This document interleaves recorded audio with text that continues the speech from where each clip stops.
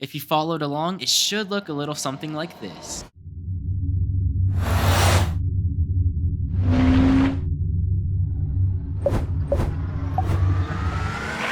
In this video, I'll show you how you can edit your own Ford commercial step by step. These steps follow the most common workflow among professional editors. So if you follow along, I know you'll come out a better editor and you'll be one step closer to working with your dream client. So let's get into it. Starting with the most important part, your subject. If you didn't know, Ford has a ton of footage of their cars that you can download for free. Just go to Ford Media Center, videos, and start looking through all the footage. Once you find footage that you like, download it. Personally, I think the Raptor footage looked the coolest, so I chose that car. Now, I needed something to help support this epic footage. That's when music comes into play. Most people make music an afterthought, which to me doesn't make any sense because music can really make or break the entire vibe of your video. It can also be the inspiration for an entire project. For those reasons, I like to make it one of the first things that I do, and I suggest you do the same. So find a song that matches your car and the emotion that you're going for. This is really important. Watch what happens when I put the song that I used over footage of a Ford Focus.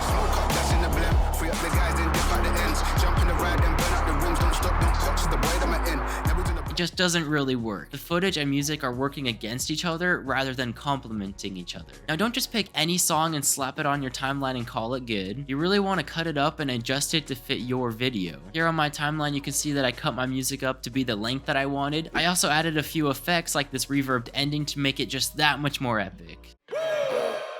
Once you have your song cut up, it's time to pull selects. Selects is just the industry term for finding the footage that is usable or the footage that we like. These are the selects that I pulled from my footage. You can see that I have 3 different timelines of selects. That's because I organized my footage into 3 different categories. B-roll, which is footage of the trucks driving, features, which is footage inside the car, and finally heroes, which is footage of the trucks being stationary. Regardless of the category, the process to pull selects is the same. I go through all the clips. If I see a shot that I like, I make a few cuts and I move it up on the timeline. If I absolutely love a certain shot, like it has to make it into the final video, I'll move it up 2 timelines.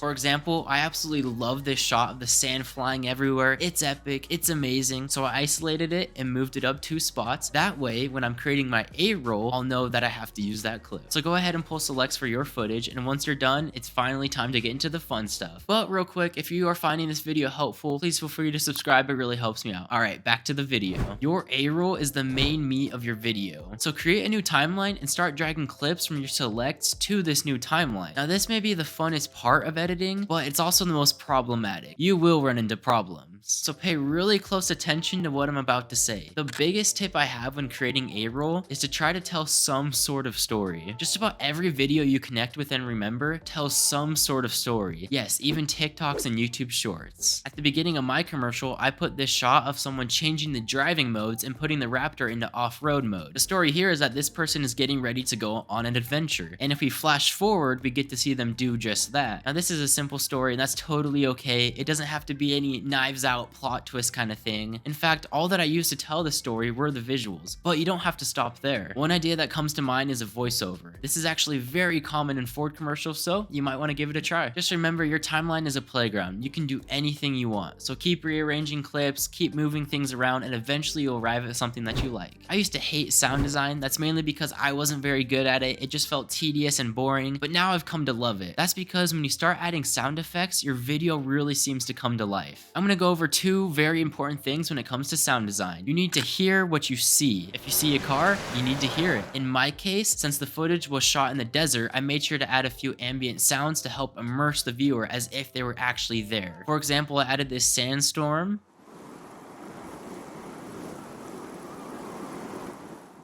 this sand being poured,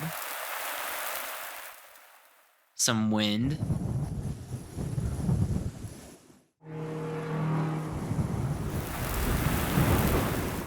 now all that is pretty self-explanatory, but I left something out. You need to hear what you don't see. Let me explain. When transitioning from this shot to this shot, the camera was panning up. Now in real life, a camera panning up doesn't make any actual sound, but by adding this whoosh sound, it helps tie the 2 clips together.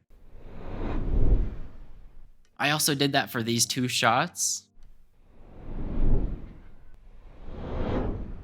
This part of your sound design is very important. I mean, whether you notice it or not, you see this everywhere. Whether it's a whoosh leading to a punch or a drone passing by something. These sounds don't actually exist, but in the world of video they do, so don't forget that. Now, as a quick disclaimer, you can always take creative liberty on your sound design. Maybe you want to exclude some sound effects to help tell a better story or to portray a certain emotion, and that's totally okay. If that's the case, go for it. I'm not going to go too in depth in color grading, mainly because the footage that you're going to be downloading is really compressed, meaning that you won't be able to mess around with the colors too much before the footage starts to break down. And another reason is, well, editors are not professional colorists. A lot of them outsource this part of post-production, along with step 7, which is mixing. Again, editors are not professional mixers. This part of post-production is probably outsourced as well, but there are a few points I will touch on. You always want either your sound effects taking control or your music. You never want both of them competing for your audience's attention at once. To accomplish this, create submixes for both your sound effects and music, then go into Audio Track Mixer and bind the corresponding tracks to those submixes. Then go through your video making keyframes on those submixes, either increasing or decreasing the volume of them, depending on what you want to take control at any given moment. And real quick, the reason why you should create submixes is it saves you the time of having to individually adjust each sound effect and the music. Just trust me, do the submixes, you'll save a lot of time. Then finally, it's time to export. When exporting, the number one thing you want to keep in mind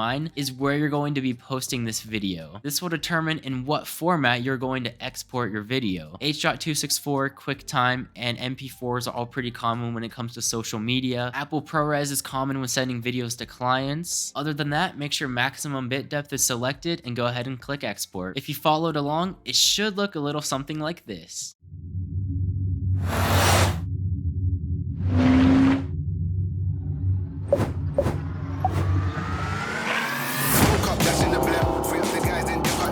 Jump in the ride and burn out the rims. Don't stop, don't catch the way that I'm in. Never to the block, we look for events. Skin get close, could you plotting on them with the tips on 10? Back in the back, that's on tap, all ready to go and jump in.